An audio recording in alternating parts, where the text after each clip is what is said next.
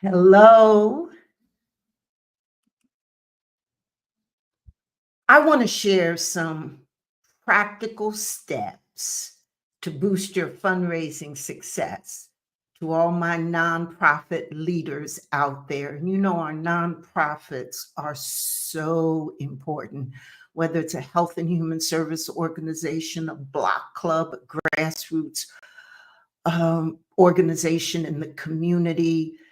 Our nonprofits are the lifeblood of our communities. And if you're in a leadership role, you know that raising money, having those dollars to implement your dream is crucial.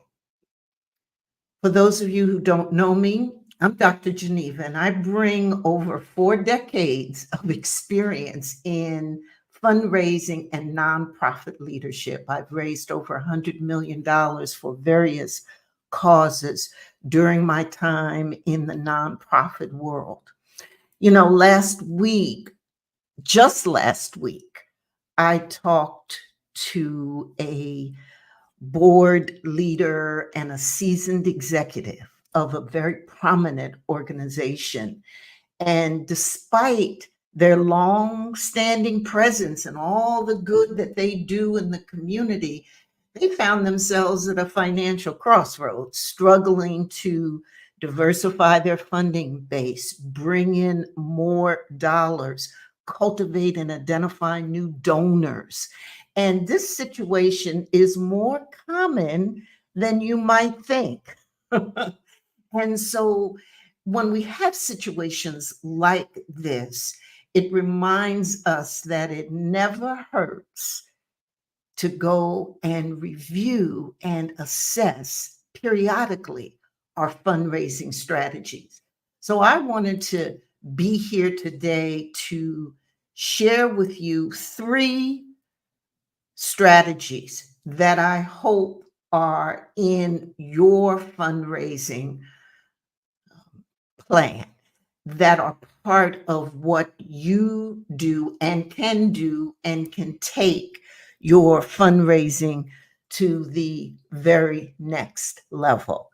And good morning for anyone. Hey, Regina, how you doing? Good to see you. So let's get into it. The first strategy that I wanted to share with you that I think is critical is to have a plan. Now you're going to say to me, Dr. Geneva, a plan? Uh-huh. Now, let me tell you why a plan is important. A plan for fundraising. First of all, because it sets the monetary goal or goals that you want to achieve. If you don't establish it, write it down, think about it, decide what that number is, you're going to miss it. You're going to miss that goal or those goals that you have. So whether it's a $500,000 campaign, whether it's $50,000 in planned giving, whether it's $100,000 from foundations this year, whatever that number or numbers are, you need to identify them and put them in your plan. I've raised money for many, many years. And as many of you know, I started in the United Way.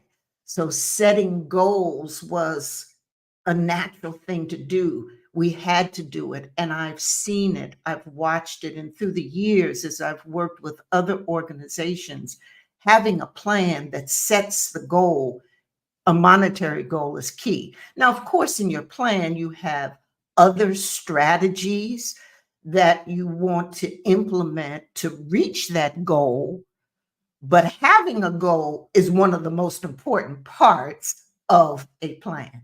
The second reason why having a plan is so critical to boosting your fundraising efforts is the process itself. Convening, bringing together everyone who's connected with or who's going to help you raise dollars, to plan out, to strategize, to think about, to reflect on How are you going to raise this money?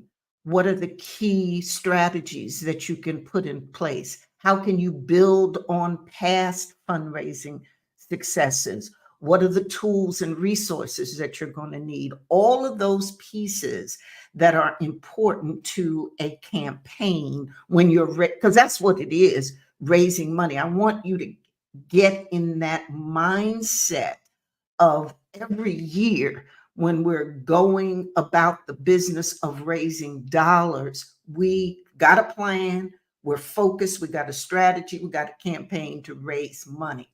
And going through the process itself of establishing that is critical because everyone gets to know what the goal is, everyone gets to know what the expectations are, and importantly, everyone gets a chance to figure out and to understand their role in the process.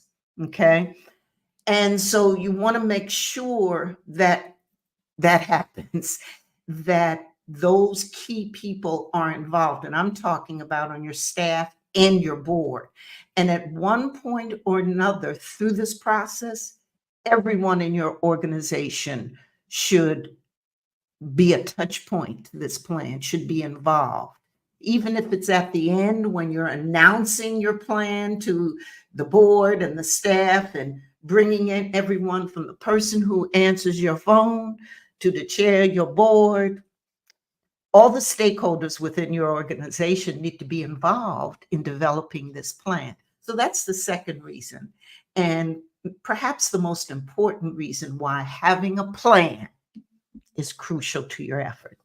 And one other thing I want to say about your plan as you're thinking about 2025 and moving forward is that it's going to be crucial to make sure that your plan includes a strategy about long-term engagement.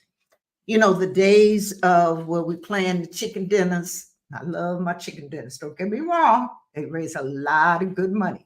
But those days of where we plan the chicken dinners and just raffles, mm-mm. That's not going to work anymore for moving into the future. You need to think about how can I engage the donors that I already have and the activities that I'm doing about fundraising in a longer term involvement. So in other words, you want to have a long-term view. So these days, when I work with organizations on their annual fundraising plans, I encourage them to do multi-years, even if it's only 2 years, but to put together something that has that longer term view.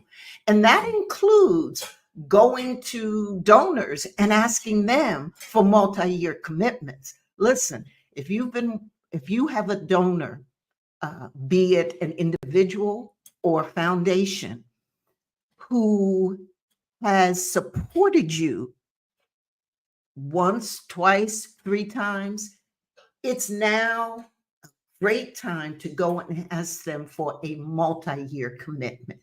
Would they consider making a pledge for 2 years or 3 years? But again, that long-term view. Signature events, again, these are fundraising activities that have a long-term perspective.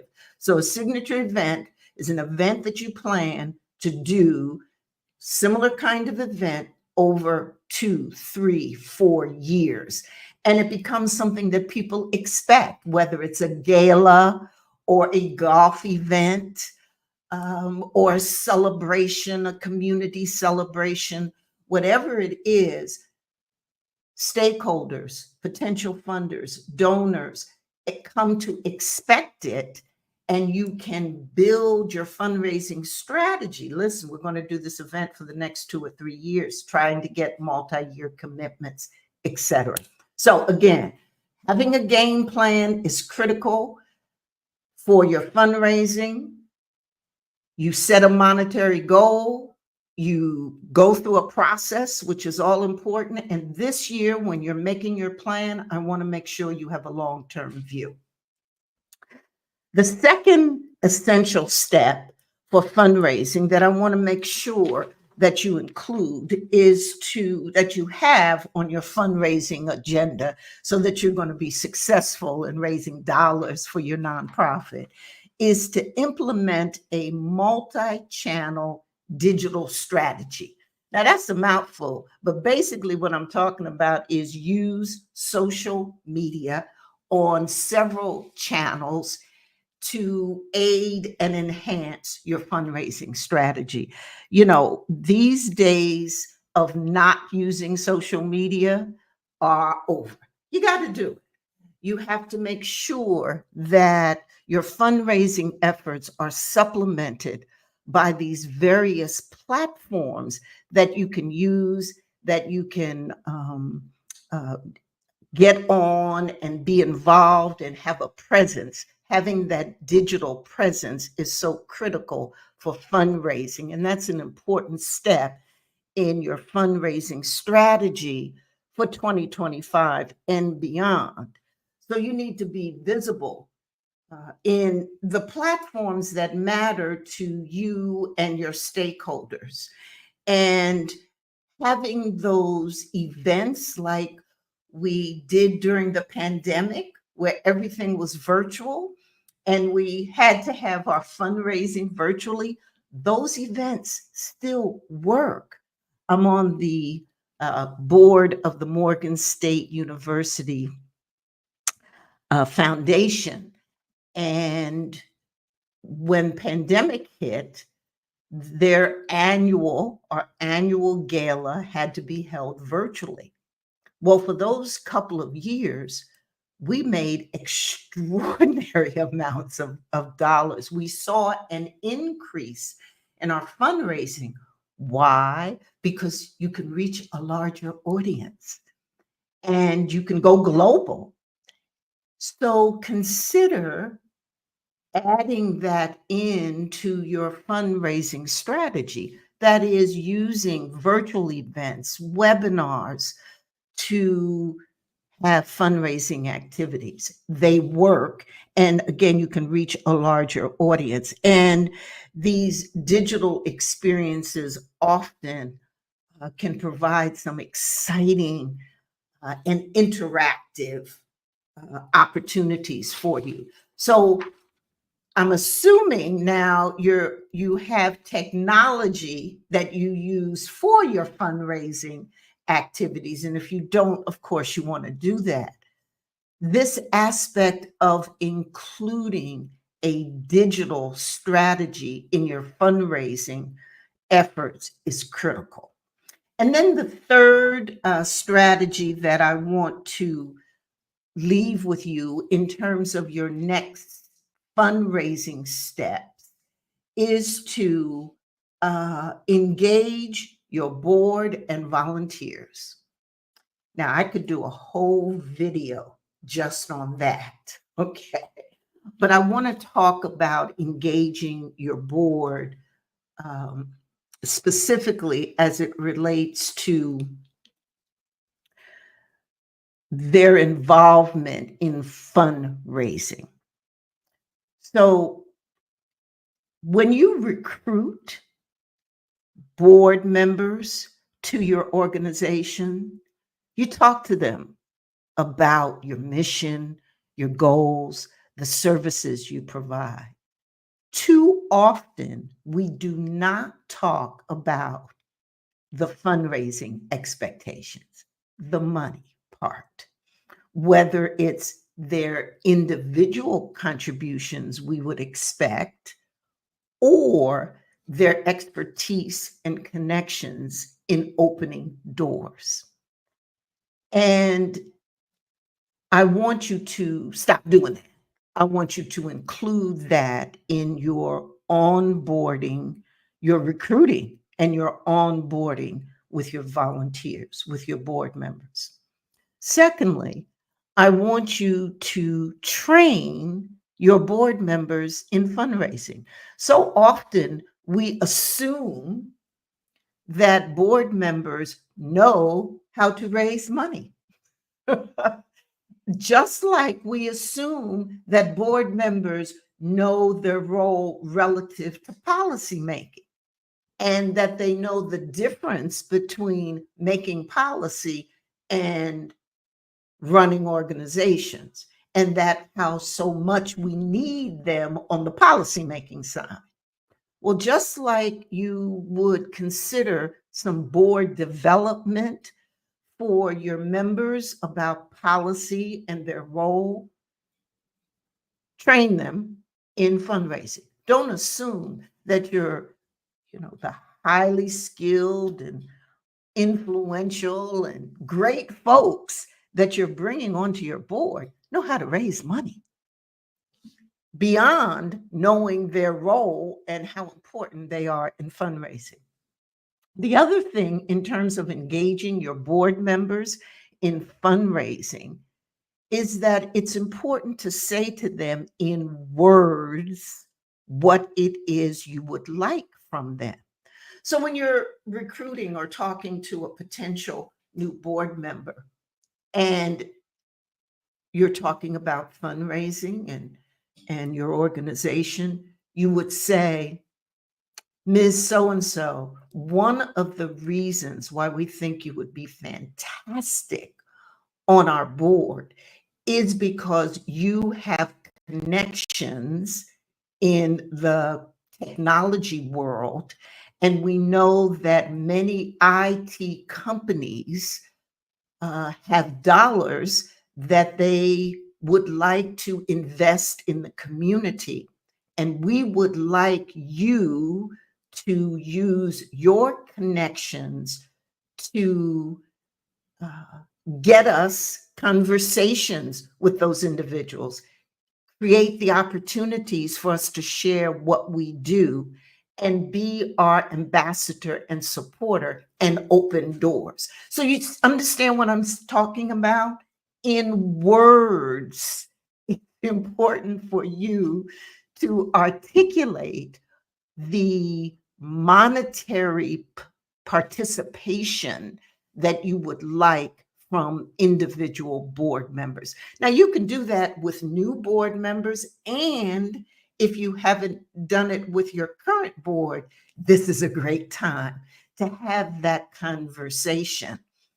And so this is the thing that we don't spend enough time as leaders in nonprofits doing. Yet, if you in a leadership position, what's the thing that keeps you up at night? Yeah, maybe them services, maybe, whether or not the heat's on in the building, but where's the money? That keeps you up at night. I know it does. That's one of the things that keeps you up. So the point is, as a leader, step out and pull in the resources, the people to help you. And one of the best places is your board. So that's the conversation I wanted to have. Lay out expectations to your board about how they can help the organization and you in fundraising. And don't forget training. Do not assume that your board members know how to raise money, because we all got to learn it, right? So I hope those things are helpful to you. I just was compelled, after my discussion with just recently with seasoned execs who every day continue to struggle with this whole raising money for my nonprofit. So I hope you'll find value in these 3 next steps for your fundraising success. And I'll see you next time. Thanks for joining.